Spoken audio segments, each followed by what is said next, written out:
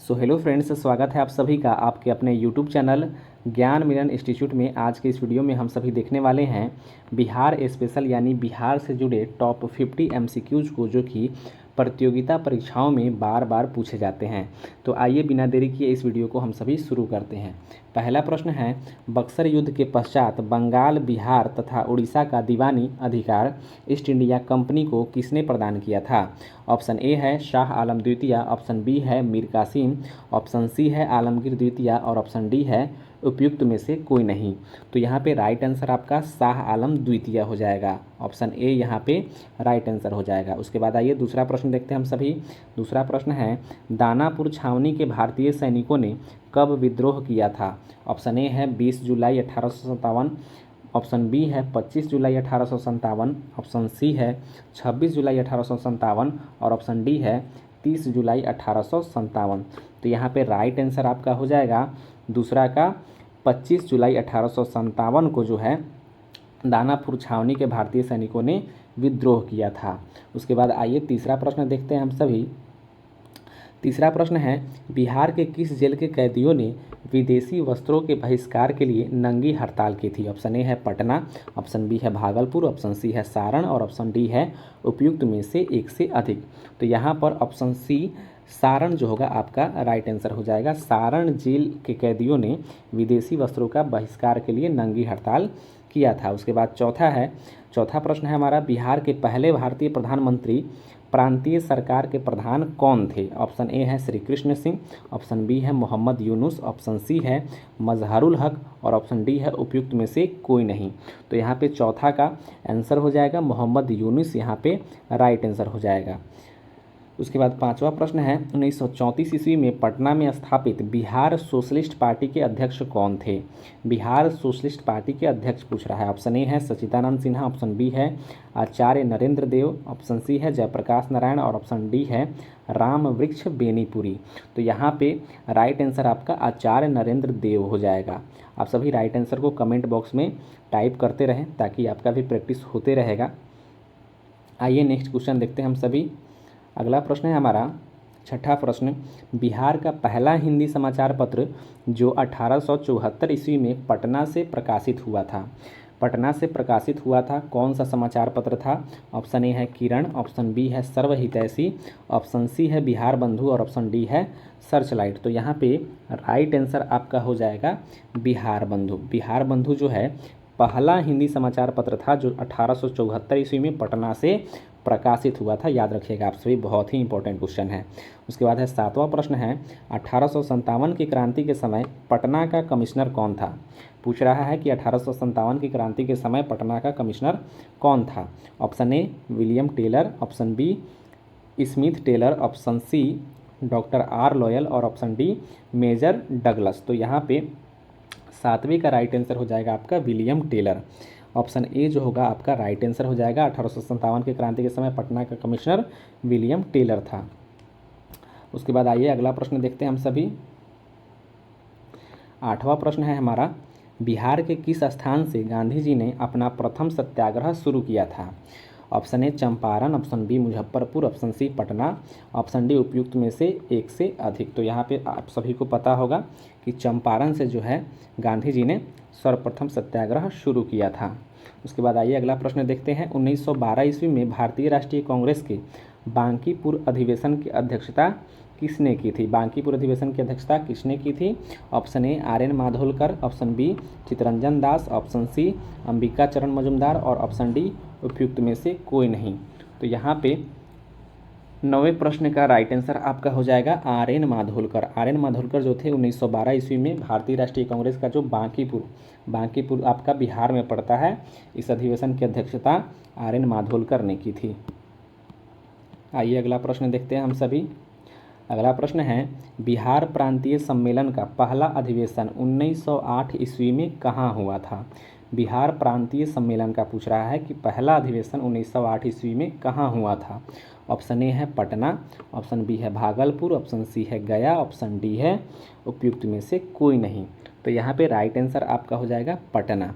पटना में जो है बिहार प्रांतीय सम्मेलन का पहला अधिवेशन 1908 ईस्वी में हुआ था। ठीक है, अगला प्रश्न देखते हैं। बख्तियार खिलजी का आक्रमण किस पाल वंशीय शासक के कार्यकाल में हुआ था?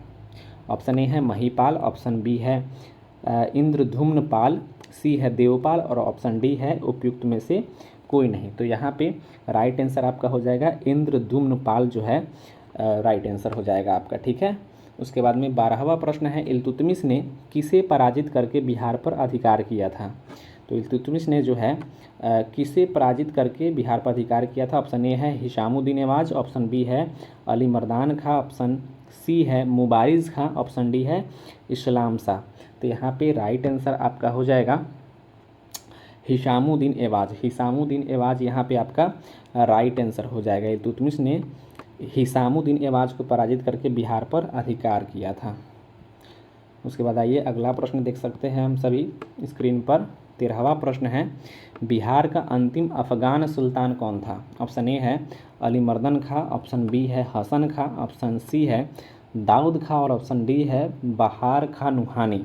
तो यहाँ पे 13वें प्रश्न का उत्तर हो जाएगा दाऊद खां।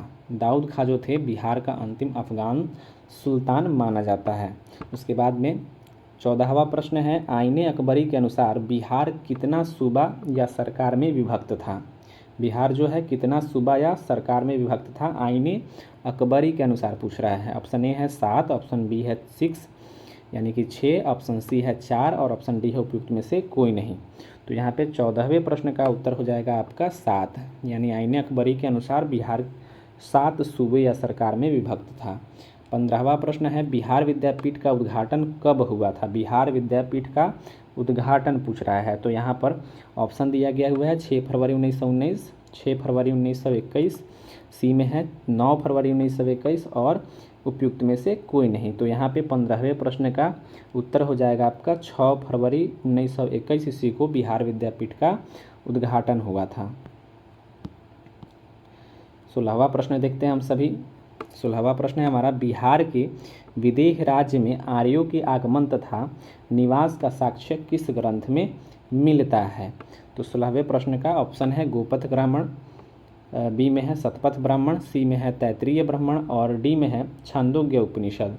तो 16वें प्रश्न का राइट आंसर हो जाएगा शतपथ ब्राह्मण। शतपथ ब्राह्मण में जो है बिहार के विदेह राज्यों के आर्यों के आगमन तथा निवास का साक्ष्य मिलता है।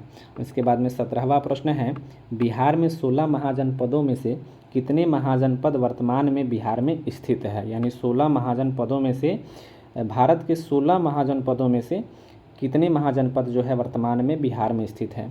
ऑप्शन ए है 3, ऑप्शन बी है 4, ऑप्शन सी है 5, ऑप्शन डी है 6।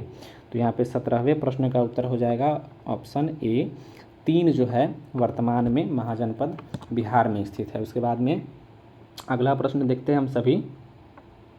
मगध साम्राज्य का उत्कर्ष किस शासक के समय शुरू हुआ? ऑप्शन ए है अजातशत्रु, ऑप्शन बी है बिंदुसार, ऑप्शन सी है बिंबिसार और ऑप्शन डी है उपयुक्त में से एक से अधिक। तो यहाँ पे 18वें प्रश्न का सही उत्तर हो जाएगा आपका बिंबिसार, यानी ऑप्शन नंबर सी जो है राइट आंसर हो जाएगा।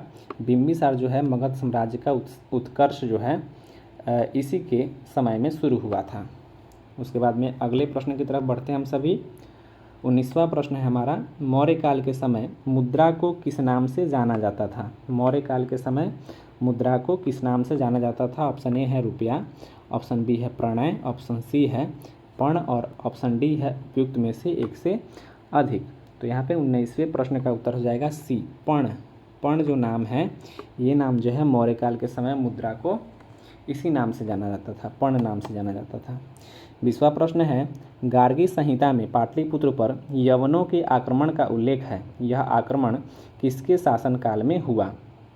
ऑप्शन ए है कनिष्क, ऑप्शन बी है पुष्यमित्र शुंग, सी में है अशोक और डी में है उपयुक्त में से कोई नहीं।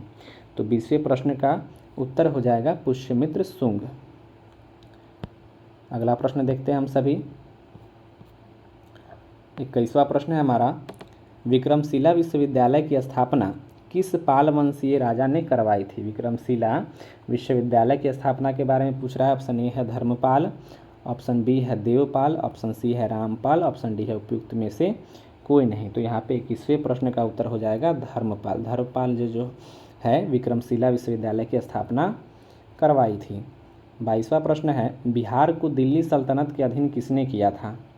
Option A Iltutmish, option B Balban, option C Ghiyasuddin Tughlaq और ऑप्शन डी मोहम्मद बिन तुगलक।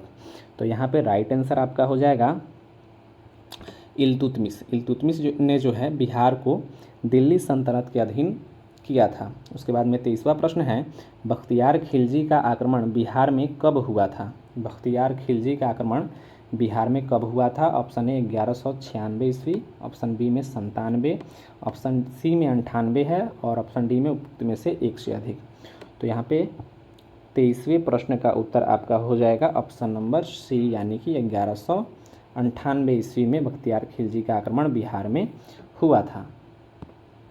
उसके बाद में 24वां प्रश्न देखते हैं हम सभी, किसने बिहार की राजधानी को बिहार शरीफ से पटना स्थानांतरित किया था?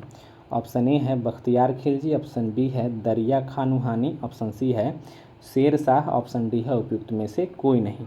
तो यहाँ पे 24वें प्रश्न का उत्तर हो जाएगा शेर शाह। शेर शाह ने जो है बिहार की राजधानी को बिहार शरीफ से पटना स्थानांतरित किया था। उसके बाद में 25वां प्रश्न है, बिहार छात्र परिषद का गठन किसके द्वारा किया गया था? ऑप्शन ए है ब्रजकिशोर प्रसाद द्वारा, ऑप्शन बी है राजेंद्र प्रसाद द्वारा, ऑप्शन सी है सच्चिदानंद सिन्हा द्वारा, ऑप्शन डी है उपयुक्त में से एक से अधिक। तो यहाँ पे 25वें प्रश्न का उत्तर हो जाएगा आपका राजेंद्र प्रसाद द्वारा, यानी कि ऑप्शन नंबर बी। बिहार छात्र परिषद का गठन राजेंद्र प्रसाद के द्वारा किया गया था। उसके बाद में 26वां प्रश्न है, निम्नलिखित में से कौन बिहार का मुख्य खाद्यान्न फसल है? ऑप्शन ए चावल गेहूं चना, ऑप्शन बी है चावल गेहूं मक्का, ऑप्शन सी है चावल मूंगफली चाय और ऑप्शन डी है उपयुक्त में से एक से अधिक।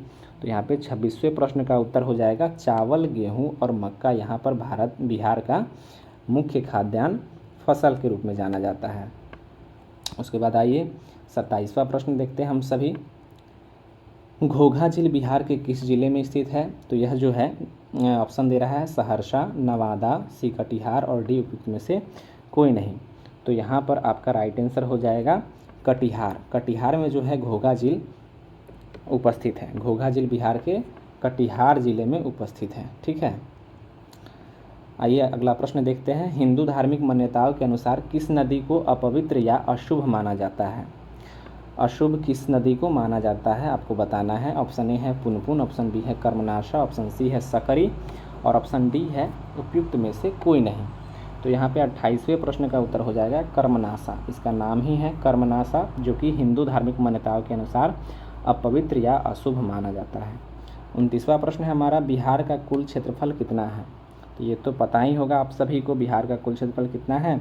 94,163 वर्ग किलोमीटर। ऑप्शन सी यहाँ पे राइट आंसर हो जाएगा। आगे देखते हैं हम सभी, 30वां प्रश्न है, बिहार के किस क्षेत्र में विंध्य चट्टानें पाई जाती है? ऑप्शन ए है दक्षिण पूर्व, ऑप्शन बी है दक्षिण पश्चिम, ऑप्शन सी है उत्तर पूर्व और ऑप्शन डी है उपयुक्त में से एक से अधिक। तो यहाँ पे 30वें प्रश्न का राइट आंसर हो जाएगा आपका दक्षिण पश्चिम। दक्षिण पश्चिम जो है बिहार के दक्षिण पश्चिम क्षेत्र में ही विंध्य चट्टानें पाई जाती है। 31वां प्रश्न है, निम्न में से किस प्रकार की चट्टान की मिट्टी में कॉप की बहुलता पाई जाती है? निम्न में से किस प्रकार की मिट्टी में कॉप की बहुलता पाई जाती है? ऑप्शन ए है पुरानी जलोढ़ मिट्टी, ऑप्शन बी है कछारी मिट्टी, ऑप्शन सी है अवशिष्ट मिट्टी और ऑप्शन डी है उपयुक्त में से कोई नहीं। तो यहाँ पे राइट आंसर हो जाएगा आपका पुरानी जलोढ़ मिट्टी, ऑप्शन ए राइट आंसर हो जाएगा। उसके बाद में अगला प्रश्न देखते हैं, बिहार में 32वां प्रश्न है, बिहार में लौटता मानसून प्रारंभ होता है? ऑप्शन ए है अक्टूबर के मध्य में, ऑप्शन बी है अक्टूबर के प्रथम सप्ताह, ऑप्शन सी है नवंबर के मध्य में और ऑप्शन डी है उपयुक्त में से कोई नहीं। तो यहाँ पे 32वें प्रश्न का सही जवाब हो जाएगा आपका ऑप्शन नंबर ए, अक्टूबर के मध्य में जो है बिहार में लौटता मानसून प्रारंभ होता है। उसके बाद में 33वां प्रश्न है आपका, निम्नलिखित में से किस नदी को नारायणी तथा सदानीरा के नाम से भी जाना जाता है? ऑप्शन ए है कोसी, ऑप्शन बी है गंडक नदी, ऑप्शन सी है बागमती, ऑप्शन डी है उपयुक्त में से एक से अधिक।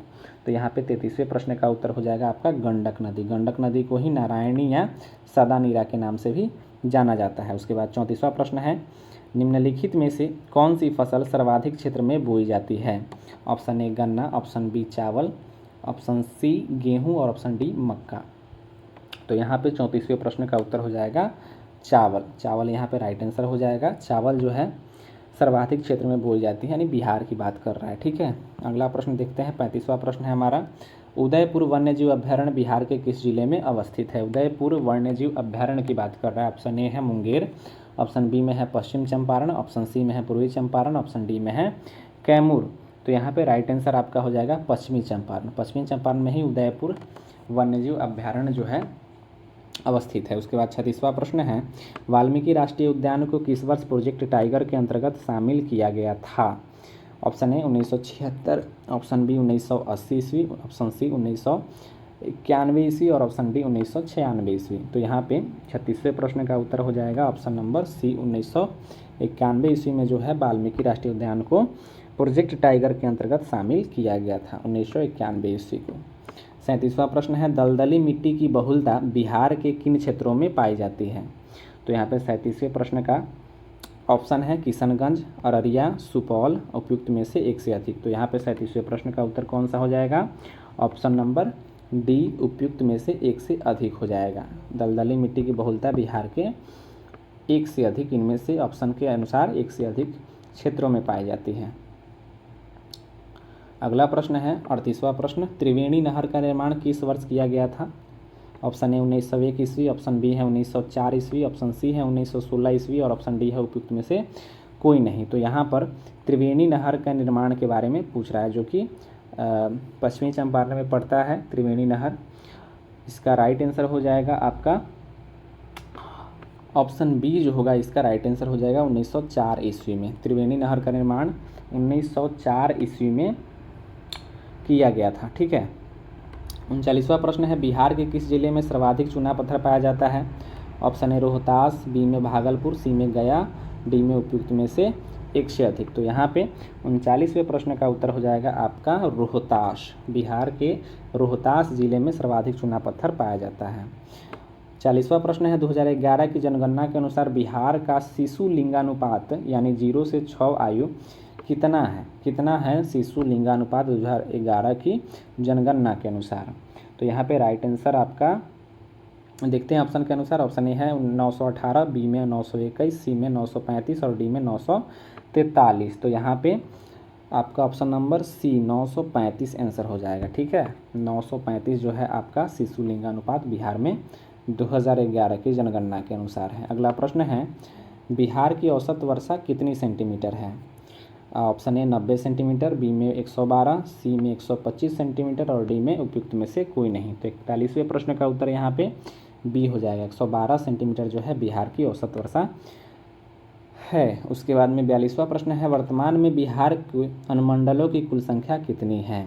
अनुमंडल की संख्या पूछ रहा है यहाँ पे, आप सभी को पता होगा। Option A 9, option B 38, option C 101 और ऑप्शन डी उपयुक्त में से कोई नहीं। तो ऑप्शन सी यहाँ पे राइट आंसर हो जाएगा। 101 अनुमंडल जो है वर्तमान में बिहार में है। अगला प्रश्न देखते हैं, 43वां प्रश्न है, राज्य की कार्यपालिका का वास्तविक शक्ति किस में निहित होता है? राज्य की कार्यपालिका का वास्तविक शक्ति किस में निहित होता है? ऑप्शन ए मुख्यमंत्री, ऑप्शन बी राज्यपाल, ऑप्शन सी मुख्य सचिव, ऑप्शन डी उपयुक्त में से एक से अधिक। तो यहाँ पे राइट आंसर आपका मुख्यमंत्री हो जाएगा। राज्य की कार्यपालिका की वास्तविक शक्ति मुख्यमंत्री में निहित होती है। 44वां प्रश्न है, जहानाबाद से अलग करके बिहार के 38वें जिले के रूप में अरवल को कब स्थापित किया गया?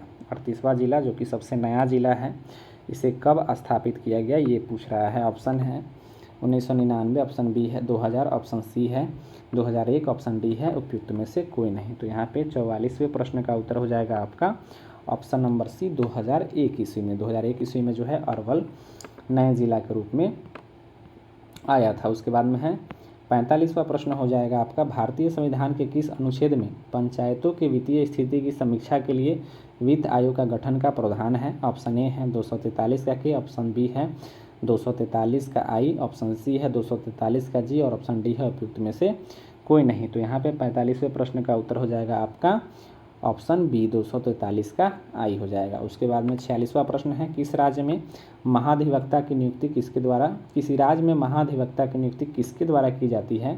राष्ट्रपति, राज्यपाल, सी में मुख्यमंत्री, उपयुक्त में से एक से अधिक। तो यहाँ पे राइट आंसर आपका कौन सा हो जाएगा? यहाँ पे राइट आंसर आपका राज्यपाल हो जाएगा बी। राज्य में जो है महाधिवक्ता की नियुक्ति राज्यपाल करता है। उसके बाद में 47वां प्रश्न देख लेते हैं। बिहार में जब पहली बार राष्ट्रपति शासन लागू किया गया उस समय बिहार के राज्यपाल कौन थे? Option A Jagannath Kaushal, option B जो है सुंदर सिंह भंडारी, ऑप्शन सी है नित्यानंद कानूनगो और ऑप्शन डी है उपयुक्त में से कोई नहीं। तो यहाँ पे 47वें प्रश्न का उत्तर हो जाएगा नित्यानंद कानूनगो जो है जब पहली बार राष्ट्रपति शासन लागू किया गया था तो उस समय बिहार के राज्यपाल नित्यानंद कानूनगो थे। बिहार का राजकीय पक्षी कौन है? ऑप्शन ए कबूतर, बी में गौरैया, सी में कोयल और डी में सारस। तो यहाँ पे ऑप्शन आपका गौरैया सही हो जाएगा, ऑप्शन बी। 49वां प्रश्न है आपका, ग्राम पंचायत का प्रधान होता है? ऑप्शन ए मुखिया, ऑप्शन बी उप मुखिया, ऑप्शन सी सरपंच और ऑप्शन डी वार्ड सदस्य। तो यहाँ पे 49वें प्रश्न का उत्तर हो जाएगा मुखिया। मुखिया जो है ग्राम पंचायत का प्रधान होता है। उसके बाद 50वां प्रश्न है हमारा अंतिम प्रश्न, किसी राज्य के राज्यपाल की नियुक्ति करने का अधिकार किसको होता है? ऑप्शन ए महाधिवक्ता को, ऑप्शन बी है राज्य लोक सेवा आयोग के अध्यक्ष को, ऑप्शन सी है मुख्यमंत्री को, ऑप्शन डी है उपयुक्त में से एक से अधिक। तो 50वें प्रश्न का उत्तर आपका हो जाएगा उपयुक्त में से एक से अधिक। तो उम्मीद है आप सभी को ये सेशन बहुत ही अच्छी लगी होगी और आप सभी से मेरा ये रिक्वेस्ट है कि आप सभी मेरे चैनल पर नए हैं तो चैनल को प्लीज़ सब्सक्राइब कर दीजिए और मिलते हैं किसी नए अपडेट नए वीडियो के साथ। Thank you so much.